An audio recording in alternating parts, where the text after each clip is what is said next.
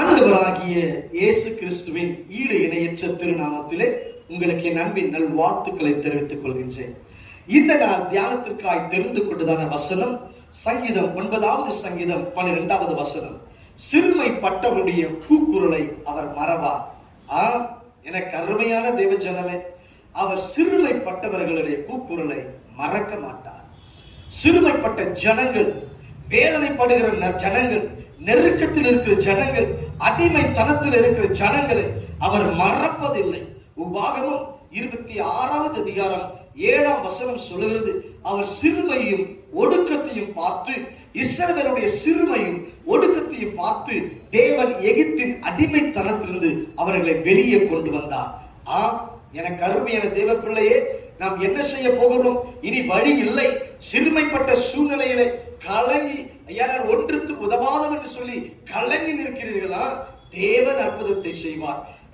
1 ராஜாக்கள் புஸ்தகம் 17வது அதிகாரம் 10ஆம் வசனத்திலிருந்து 12ஆம் வசனம் வரைக்கும் வாசித்து பார்த்தால், ஒரு பெண் சொல்லுகிறாள், அவரிடத்தில் இருக்கிற ஒரு மாவை அதனால ஒரு அடையை பண்ணி நானும் என் பிள்ளையும் சாப்பிட்டு செத்து போக இருக்கிறோம் என்று சொல்லி எலியா தீர்க்கதரிசியில் சொல்லுகிறான். நடந்தது என்ன தெரியுமா? தேவன் ஆசீர்வதித்தார். அவருடைய சிறுமையை மாற்றினார், அந்த உபத்திரவத்தை மாற்றினார். எனக்கு அருமையான தேவ பிள்ளைகளே, உங்கள் வாழ்க்கையிலே ஒருவேளை சிறுமை காணப்பட்டால் கர்த்தர் அற்புதத்தை செய்வார், உங்களுக்காக இறங்கி செய்வார். தேவன் நிச்சயமாக செய்ய போகிறார். இந்த நாளிலே எல்லா உங்கள் சிறுமைகள் மாறப்போகிறது. நான் ஜெபிக்கட்டும் உங்களுக்காக.